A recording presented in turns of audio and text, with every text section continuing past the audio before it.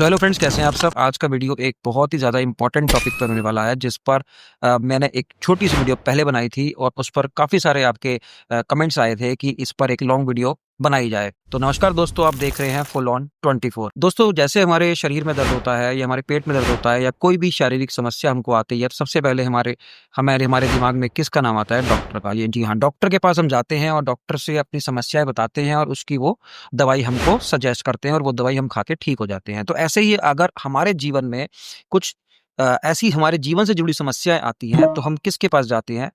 ज़ाहिर-सी बात है, हमारे दिमाग में एक ही नाम आता है, वो होता है एस्ट्रोलॉजर का।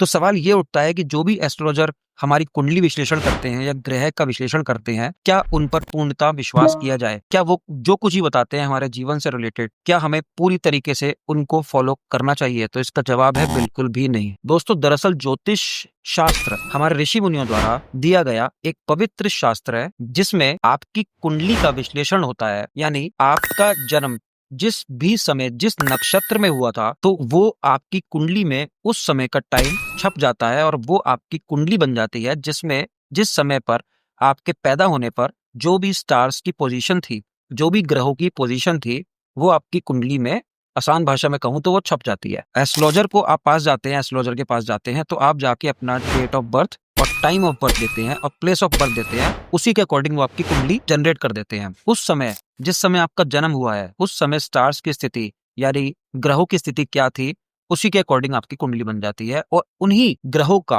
कैलकुलेशन करके, उन्हीं ग्रहों का और नक्षत्र का विश्लेषण करके वो आपके सामने आपके जीवन पर आने वाली जो संभावनाएं हैं, आपके जीवन पर पड़ने वाले ग्रहों का असर के बारे में, भविष्य के बारे में कुछ गणना करते हैं और कैलकुलेशन करके आपके सामने वो प्रस्तुत करते हैं। तो क्या हमें उनकी जो भी भविष्यवाणी या जो भी प्रेडिक्शंस होती हैं आपकी लाइफ से रिलेटेड, क्या 100% वो सही बताते हैं? तो इसका जवाब भी है बिल्कुल नहीं। आसान भाषा में कहूँ तो जब आपने जन्म लिया था, उस समय ग्रहों की स्थिति क्या थी? उन्हीं ग्रहों का आपके जीवन पर सबसे ज़्यादा असर होने वाला है। तो क्या इसका ये मतलब हुआ कि आपकी जो भी लाइफ की प्रेडिक्शंस हैं, वो बिल्कुल एक्यूरेट दे देते हैं कि आपके जीवन में ये चीज़ें होने वाली हैं? क्या आप भविष्य जान चुके हैं? तो इसका जवाब भी है बिल्कुल नहीं। क्योंकि दोस्तों, जब हम जन्म लेते हैं, उसी right from the first day हमारे कर्म शुरू हो जाते हैं।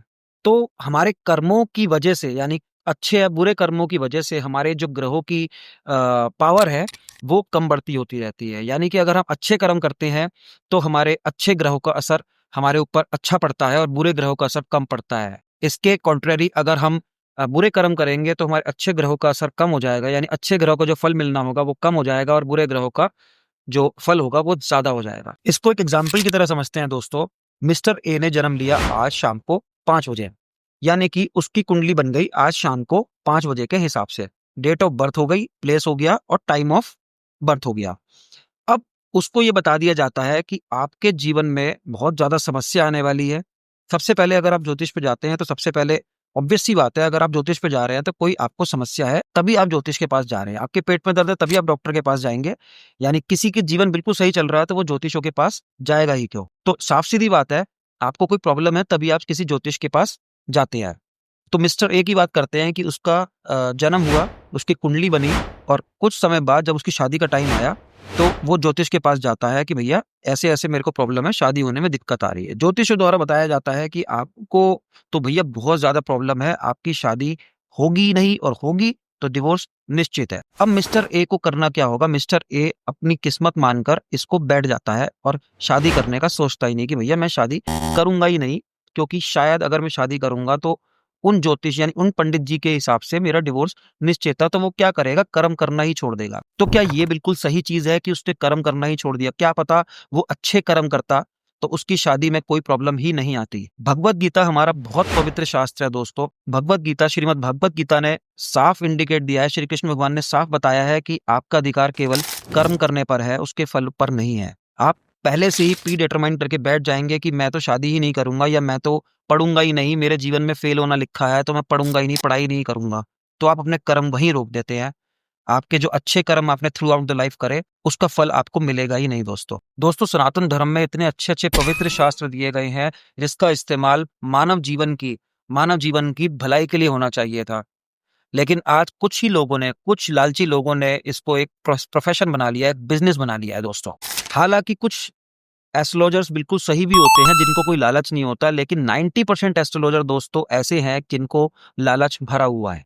वो ये बोलते हैं कि अगर आप ये वाली अंगूठी, ये वाला नग पहन लेंगे तो आपका डिवोर्स बिल्कुल नहीं होगा, बशर्ते वो अंगूठी और नग हमारे यहाँ से ही खरीदना होगा आपने, वो ही असर करेगा। हमारा ही नग सबसे ज़्यादा एक्यूरेट है, हमारा ही नग सबसे ज़्यादा पावरफुल है।